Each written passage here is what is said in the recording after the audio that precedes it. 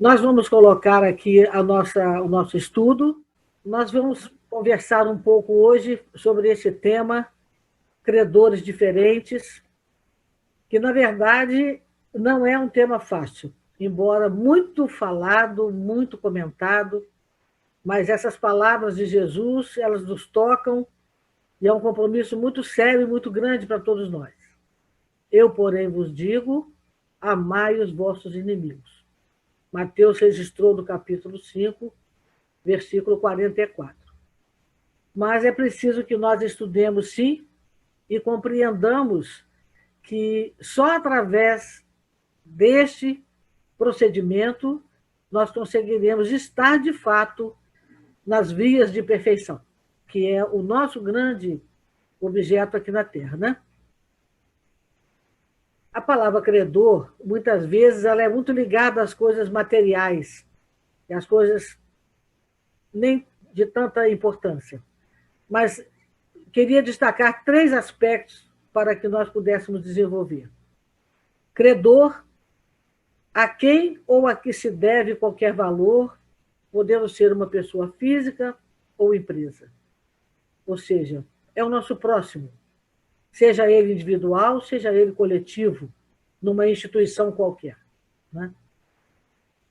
Que ou aquele que é beneficiário em vantagens, compensações, considerações. Normalmente, quando a gente pensa em credor, a gente pensa que o credor somos nós.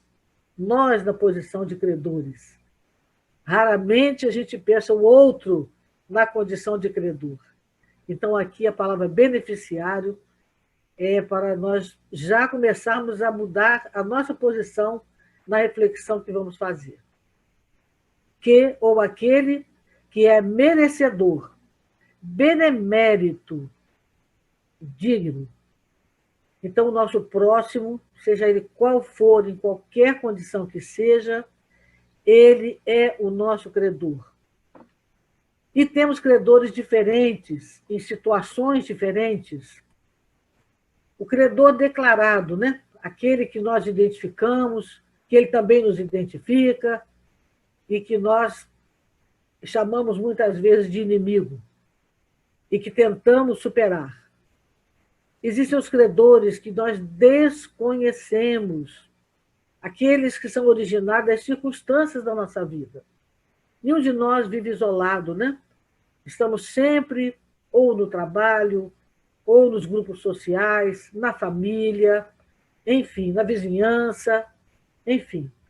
E muitas vezes uma palavra, às vezes um gesto, até a forma de você caminhar pela rua que mora, a falta de um cumprimento, pequenos gestos, coisas simples do cotidiano, podem gerar, sim, credores desconhecidos para nós. Nem sabemos que desenvolvemos na criatura algum sentimento contrário a nós. Mas eles lá estão, e lá existem. Existem os credores invisíveis para nós na Terra. Invisíveis porque não os identificamos, estão no mundo espiritual. Aqueles que muitas vezes recebemos vibrações, tonturas, vontade de deitar, não sabemos o que está acontecendo. Às vezes, pesadelos, sonhos terríveis, e ficamos imaginando de onde terão vindo tais sensações. Então, existem também esses credores. Mas existem também no nosso universo pessoal, psicológico e individual, os credores mentais. Há criaturas que nós não manifestamos a ela, mas elas não saem do nosso pensamento. São aqueles que nós mantemos em nós próprios, a nos atormentar a nós próprios. Seja pela geração de energias negativas, seja pelo desejo de que algo aconteça, ou o contrário.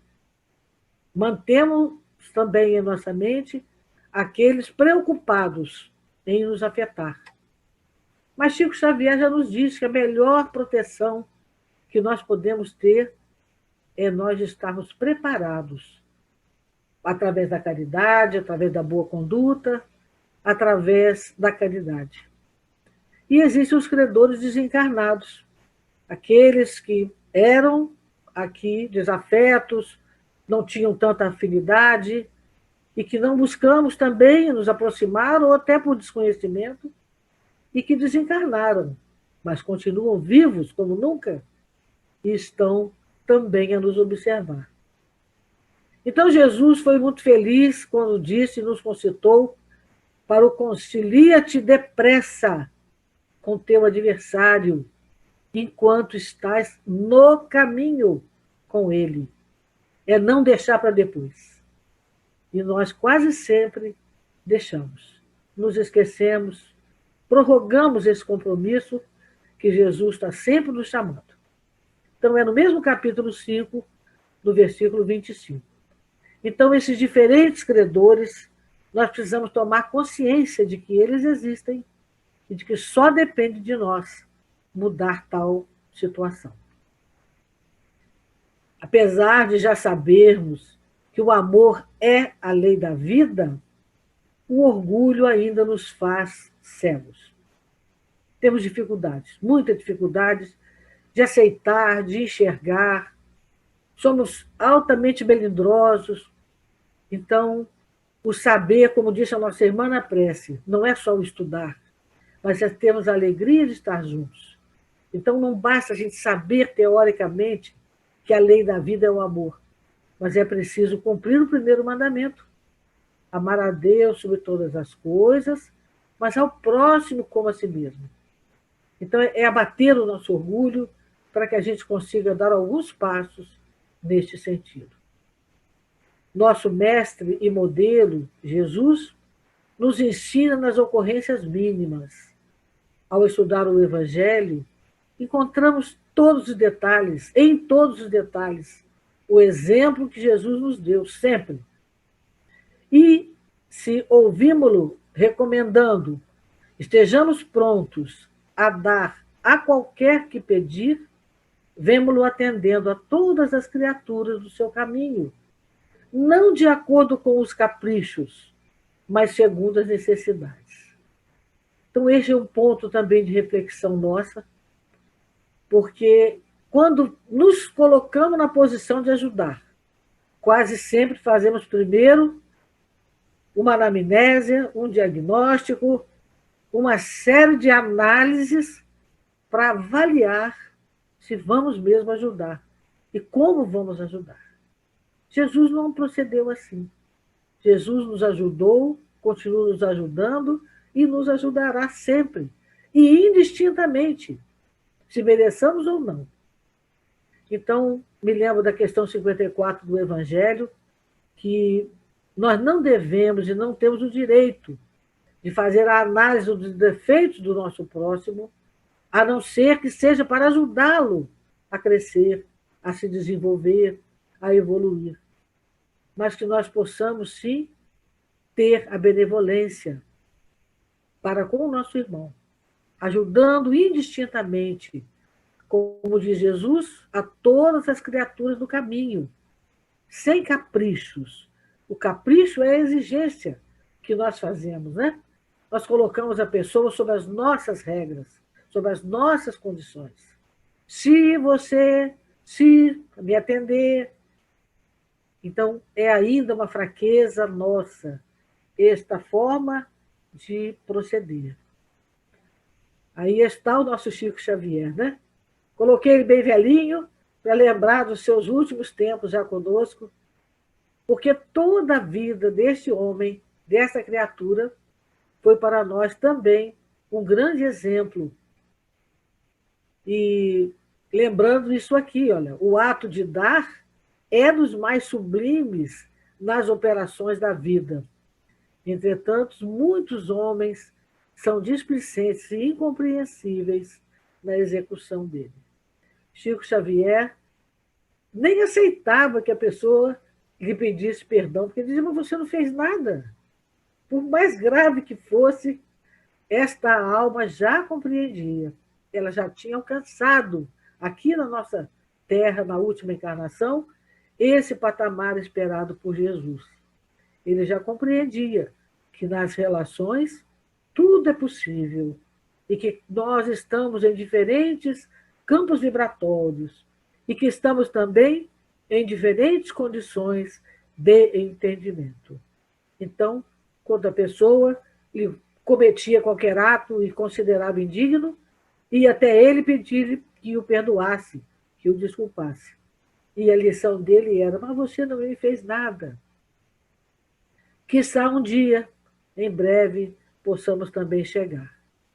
E aí, Lucas, dentro do mesmo tempo dos credores, deste mesmo tema, nos diz, né? E dá qualquer que te pedir, a qualquer que te pedir. E ao que tomar o que é teu, não lhe os torne a pedir. Ou seja, dá e esquece. É benemerência completa. É não exigir nada em troca.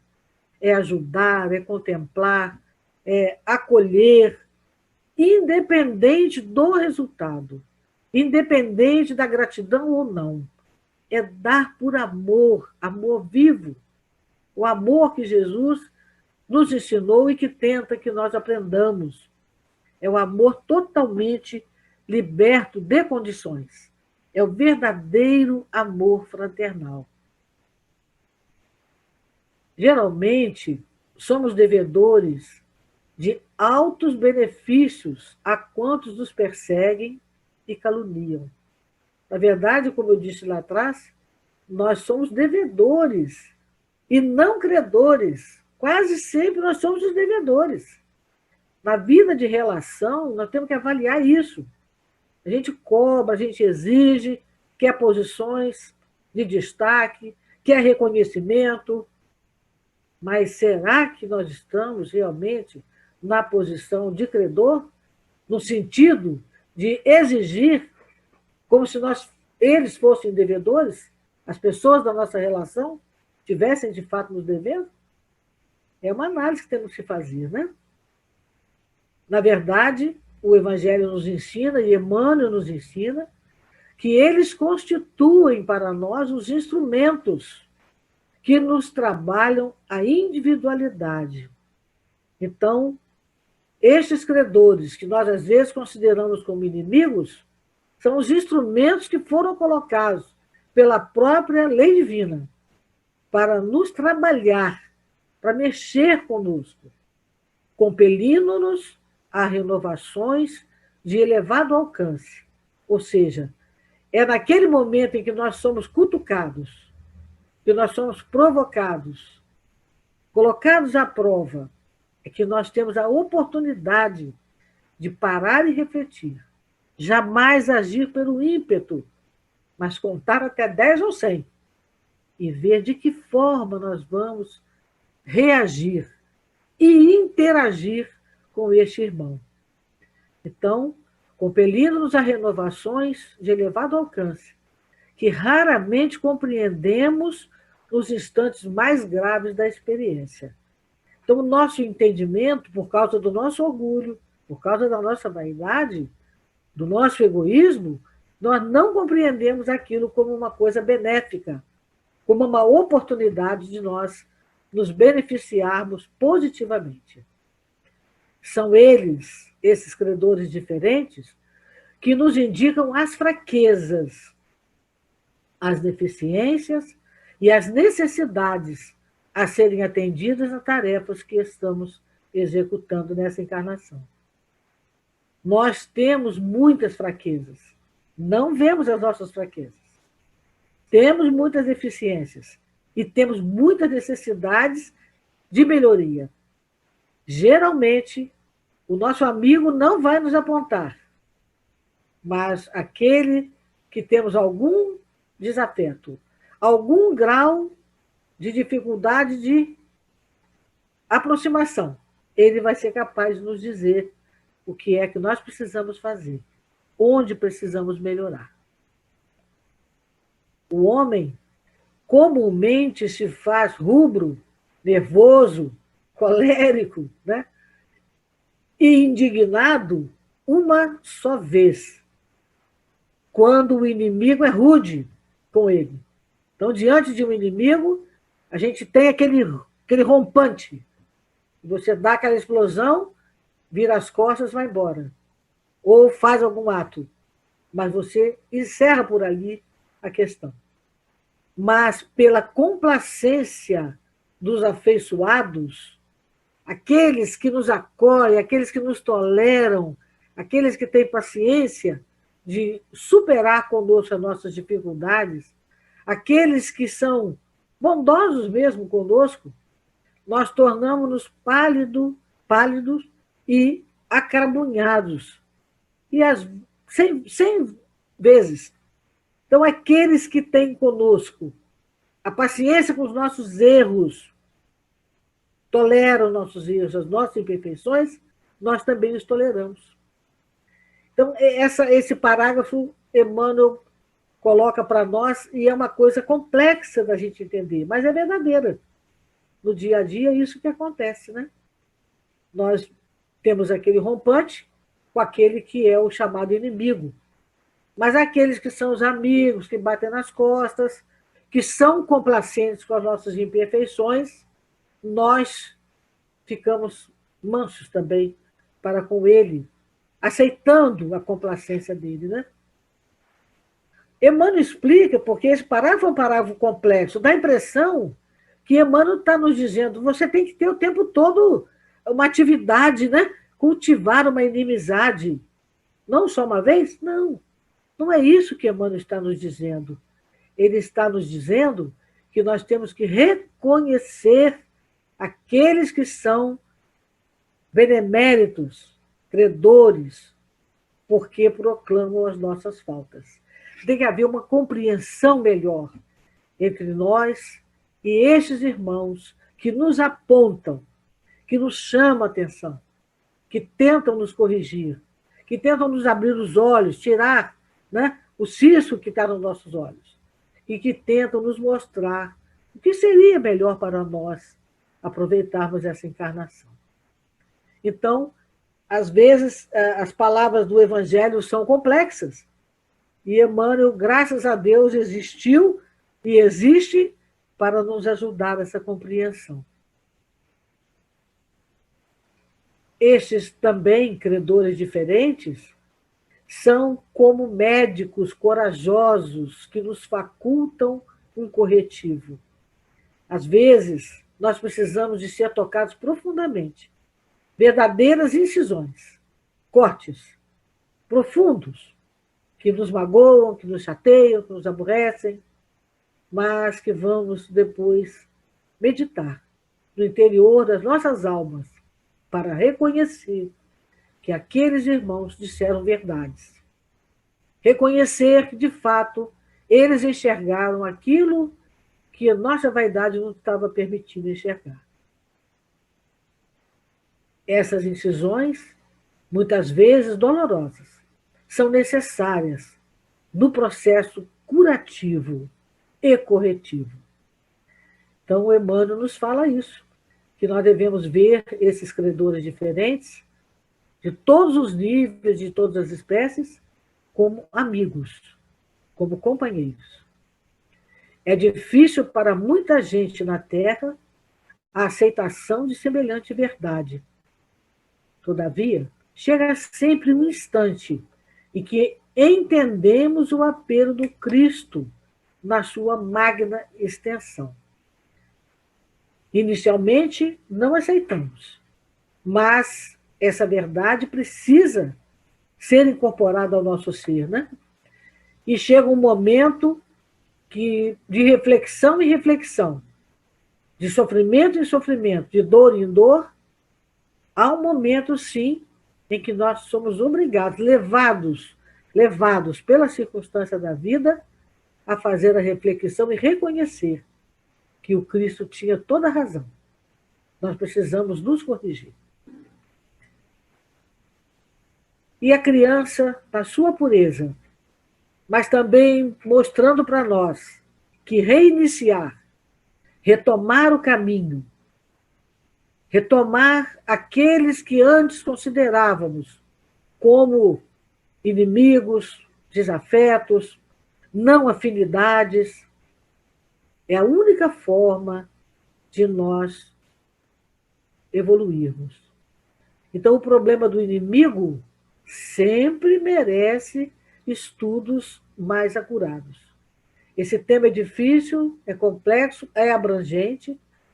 A doutrina espírita tem inúmeros pontos de diferentes abordagens no Evangelho segundo o Espiritismo, no Livro dos Espíritos, no livro Céu e Inferno, nas obras complementares riquíssimas, Humberto Campos com seus inúmeros exemplos, enfim, para que nós possamos ampliar cada vez mais as nossas reflexões a respeito dessa questão. Os amigos, em muitas ocasiões, são imprevidentes, são companheiros, porquanto contemporizam com o nosso mal. Infelizmente, nós ainda gostamos mais dos amigos, né? Daqueles que dizem o que nós queremos ouvir, que dizem aquilo que mais nos agrada. Mas temos que cair na real e perceber que muitas vezes é preciso ouvir uma coisa dura para que nós possamos deliberar e recomeçar uma postura nova, um modo de agir novo, uma atitude nova. Então, que nós possamos, nessa reflexão, como esses dois meninos que retomam essa caminhada abraçados, que nós também possamos identificar os nossos credores e com eles reconciliar, quanto antes, para que a nossa caminhada seja produtiva, para que a nossa reencarnação presente seja a mais proveitosa possível. Sempre é tempo, não importa a nossa idade. Ah, já percorri 10 anos, 20 anos, 30, 70, não importa. Um dia da nossa vida presente, modificação de atitude mental e atitude com o semelhante será contado a benefício. Os adversários, ali no slide anterior, falaram do amigo, né? Que são imprevidentes, porque eles são companheiros nossos e eles contemporizam o nosso mal. Já o adversário, não. Ele é rigoroso. Ele situa-nos com vigor. Ele nos coloca na posição de aprendiz. Isso não significa que o nosso credor, que o nosso desafeto, seja das melhores pessoas, não. Todos nós estamos a caminho, estamos no caminho, conforme diz Mateus, né? Recomendado por Jesus. Todos estamos no caminho. Isso é uma trajetória. Todos nós estamos na trajetória. Mas enquanto estamos nela, uns ombro a ombro com os outros. Esse que é o sentido da palavra estar junto, a fraternidade, a ajuda mútua, a benevolência, a complacência. É isso, é caminhar junto, nos ajudando. Por isso, contempla mais longe a vida. Esta reflexão de que o adversário, no fundo, ele é um grande amigo, né? Por vias outras, ele é um que vai nos ajudar. Esta recomendação de Emmanuel, por isso contempla mais longe a vida, é um comentário de Emmanuel nas palavras de Lucas, nesse capítulo 6, versículo 38. Porque com a mesma medida com que medirdes, também vos medirão. Isso significa que nós não devemos ter a nossa visão encurtada para o momento presente, mas devemos buscar ampliar cada vez mais o alcance das nossas atitudes dentro do contexto da vida mais ampla, não só da vida do planeta Terra, não só desta encarnação, mas da nossa vida universal. Estamos todos interligados. Então é preciso, conforme diz Emmanuel, que nós ampliemos o nosso horizonte e que a nossa vida seja enxergada e contemplada, analisada, planejada, com uma visão de mais longo prazo, mais longo tempo, não para o imediatismo. Porque, de fato, a gente tem certeza, já sabe, que do modo que nós estamos agindo com o nosso semelhante, nós também receberemos esse troco. E eu me lembro muito de um princípio que existe na medição dentro da justiça divina, que é um aprofundamento do estudo do Evangelho, que nos aponta que nós não somos avaliados exatamente por aquilo que nós fazemos exteriormente, pelo pão que nós damos, ou pelo agasalho, ou se temos uma desavença, ou se temos uma discordância, não é exatamente o fato daquele momento, aquele ato, que vai ser usado na medição da nossa evolução, mas sim o resultado daquele ato, o resultado daquela ação. O que aquelas palavras, o que aquele modo, como fizemos uma doação, por exemplo, vai repercutir na alma daquele irmão com o qual nós interagimos. Então, não é exatamente o que nós fazemos, mas é o resultado, são as consequências do que nós fazemos, é que vai para a balança da justiça divina. E quanto a isso também, quase sempre nós estamos equivocados, iludidos. Que nós falamos, vamos fazer, mas muitas vezes, se você dá apenas um prato de alimento, ou se você dá uma palavra, um telefonema para uma pessoa, às vezes, que está isolada, aquele modo como você faz, o modo como você atende, as opções que você dá para aquela criatura, vão repercutir na sua alma de um certo modo. E é isso que vai contar. Então, acho que esse princípio de nós lembrarmos sempre de que é o resultado do que nós fazemos que vai impactar na nossa balança do bem e do mal. É um ponto importante que eu queria relembrar. Eu nem perguntei, antes de começar a falar, quanto tempo eu teria. Espero que não tenha ainda estourado o meu tempo, mas deve estar quase, né? Então, eu vou, neste momento, vou tirar a tela e vou pedir meus irmãos um minutinho para que eu possa contar, eu quero contar, mas eu quero olhar para vocês, o caso que está aí embaixo, de Max, o mendigo, que é um caso de uma expiação terrena. Eu acho que esse exemplo, ele culmina bem o que nós estamos tentando passar com esses diferentes credores que Emmanuel nos trouxe. Este episódio está no livro Céu e Inferno, na segunda parte do capítulo 8. Então, eu vou trocar aqui, tirar a tela e voltarei quando terminar de contar essa historieta, eu voltarei, então, com as telas finais para nós concluirmos. Um minutinho.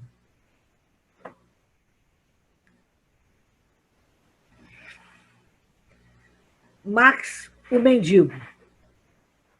A lei da vida é a lei do amor.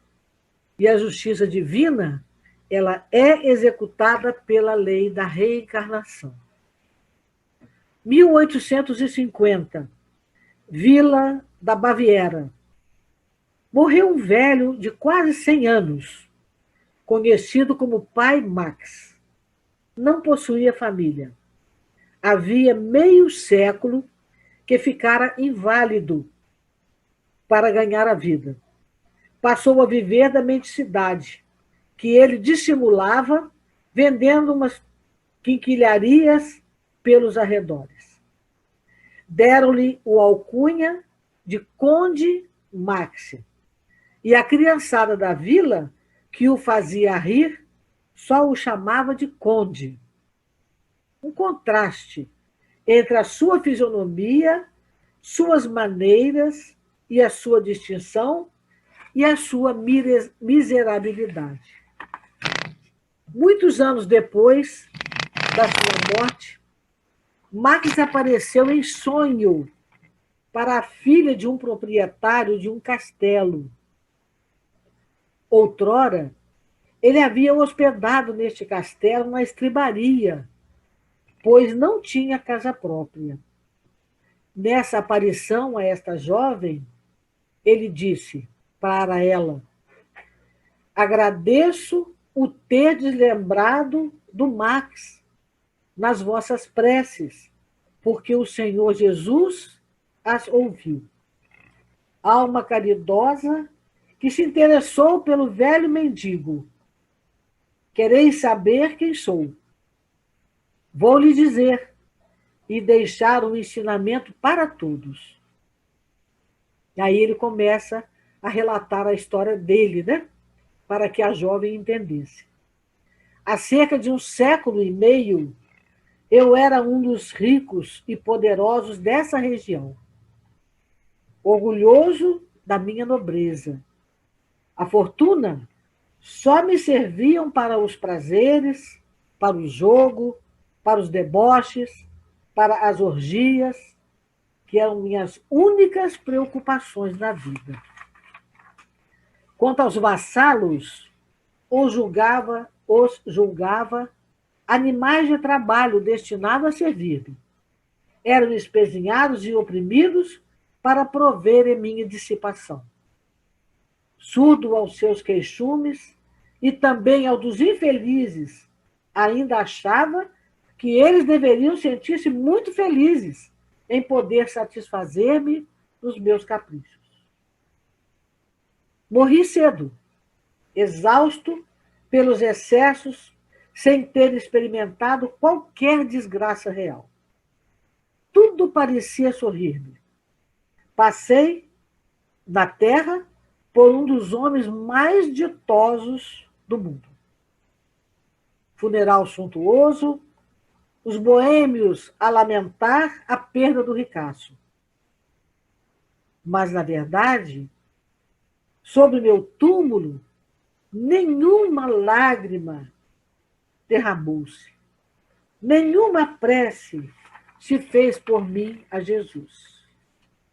Minha memória passou a ser amaldiçoada por todos aqueles para cuja miséria eu contribuíra.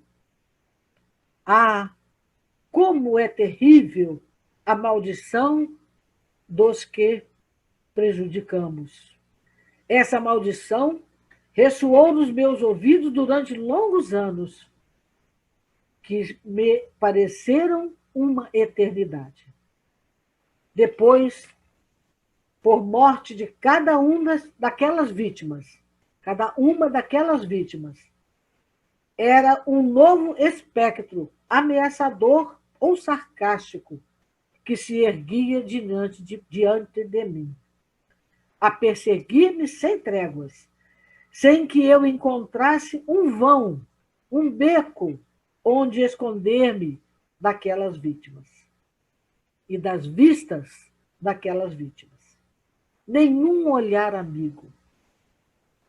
Os antigos companheiros de devassidão, infelizes como eu, fugiram todos. Oh, como desejei um instante de repouso por um copo para saciar a sede que me devorava. Nada mais eu possuía. Todo o ouro a jorrar, derramado sobre a terra, não produzia uma só bênção, uma só que fosse. Eu não produzi nada enquanto ricaço. Ouviste, minha filha? Cansado por fim, oprimido, como viajor perdido, exclamei: meu Deus, tende compaixão de mim. Quando terminará essa situação horrível? Então, uma voz, que foi a primeira que eu ouvi depois que deixei a terra, disse-me: quando quiseres. O que será preciso fazer, meu Deus? É preciso que te arrependas. É preciso que te humilhes perante os mesmos a quem humilhastes. Pedir-lhes que intercedam por ti, porque a prece do ofendido que perdoa é sempre agradável ao Senhor. E eu me humilhei. E eu pedi aos meus vassalos e aos servidores que ali estavam, diante de mim, cujos semblantes, pouco a pouco, mais benévolos agora, acabaram por desaparecer. Foi para mim como uma vida nova. O desespero começou a dar lugar à esperança, enquanto eu agradecia a Deus com todas as forças da minha alma. Alguns anos depois, reencarnei numa família de burgueses pobres. Ainda criança, perdi meus pais e fiquei somente sozinho no mundo. Fiquei desamparado. Ganhei a vida como pude, como operário, como homem trabalhador do campo, mas sempre honestamente, porque já acreditava em Deus. Aos 40 anos, fiquei totalmente paralítico. Aí mendiguei por mais 50 anos, por essas mesmas terras onde eu fui um absoluto senhor. Durante o sono, nesta época, de menino, abandonado e de homem, mendigo, percorria esses mesmos castelos, onde reinei como déspota. Ao despertar, sentia de tais visões uma impressão de amargura e de tristeza. Mas nunca uma só queixa saiu dos meus lábios. Eu compreendi que tinha que agradecer. Quando Deus, então, achou por bem me chamar de volta, exaltei de alegria e exaltei a sua glória, por me haver sustentado com firmeza e resignação numa penosa prova, na qual recebo agora a recompensa. Quanto a vós, minha filha, eu vos bendigo por terdes orado por mim. Vou voltar à tela.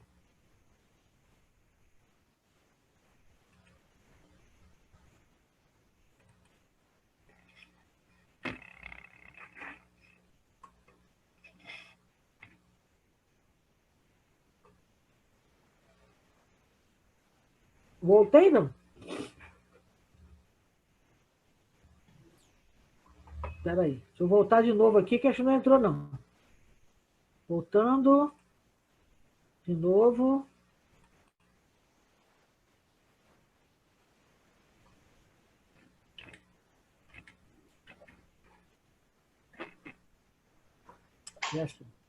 Espera aí que eu já sei que eu fiz de errado aqui. Minutinho. Tá aparecendo, Vera. Voltou.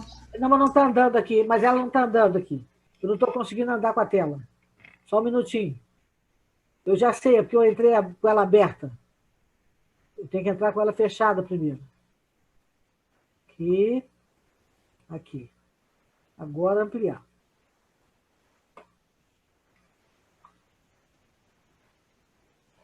Eu não estava conseguindo andar com a tela. Vamos ver. Agora foi. Então, meus irmãos, esse relato é um chuveirinho frio nas nossas cabeças, né? Para a gente acordar.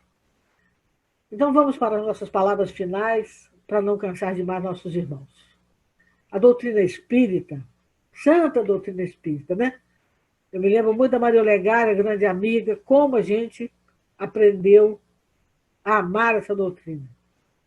A doutrina espírita, em seu século e meio de existência, assemelha-se de algum modo à árvore robusta, espalhando ramarias, flores, frutos e essências em todas as direções. A gente diria assim, a doutrina espírita, esses ramos no chão representam a possibilidade de todos, em qualquer nível, em qualquer alcance, qualquer nível intelectual é acessível. A doutrina espírita ela é acessível a todos, todos, todos. Mesmo aquele que está rastejando, até aquele que está no mais alto. Que princípios afins com essa doutrina, né? Se eles instalem nos movimentos a maneira de aves tecendo ninhos transitórios nos galhos de tronco generoso, isso é inevitável. Ou seja, ao lado da doutrina espírita, surgem princípios outros que não são os princípios genuínos da doutrina espírita. Como ele diz, numa árvore, plantam-se ninhos diferentes, né? Que são transitórios. Isso é inevitável. Assim como na natureza, na doutrina espírita também. Outros enxertos, vamos assim dizer. Contudo, que os lavradores do campo lhe deem fidelidade e carinho a essa árvore, a essa doutrina, para que as suas raízes se mantenham puras e vigorosas. Esta é uma outra proposição, sem sombra de dúvida. Emmanuel nos chama a atenção nestas palavras para a responsabilidade que temos como espíritas, da manutenção da doutrina genuína, dos princípios evangélicos, de sermos fiéis, como ele diz a palavra fidelidade, né? Fidelidade ao ensinamento correto. Então, responsabilidade dos espíritas para com a doutrina e para consigo mesmo. Somos espíritas? Vivamos de acordo com os princípios espíritas. Não vamos enxertar, não vamos criar outras coisas. Não vamos combater o inimigo, não vamos combater o credor com outras fórmulas, procedimentos, a não ser o amor, a caridade, a benevolência. Porque Jesus deixou para nós o Novo Testamento, revelação divina, que veio por instrumentos humanos. Quais foram os seus autores, né? Mateus, Marcos, Lucas, João. E ele continua apresentando-nos muitos degraus de revelação e conhecimento. O Evangelho, somente acessível pela evolução com o tempo ou pela iluminação com o esforço próprio. Esse parágrafo é de mínimos no livro A Síntese do Novo Testamento. Mínimos que com muito carinho a gente cita aqui, porque o conhecemos. Nosso irmão Vantuil de Freitas, da Federação Espírita Brasileira, em grande experiência, através da qual muito aprendemos, né? Quanto à fidelidade doutrinária e quanto à fidelidade das nossas atitudes em relação a Jesus Cristo. Então, nunca nos esqueçamos que a revelação de Jesus, ela se dá em degraus, de várias formas, para que cada um de nós, como naquela árvore que estava lá com seus galhos se arrastando, tem palavra para aquele que ainda está no início, tem palavra para aquele que já pôde aprofundar.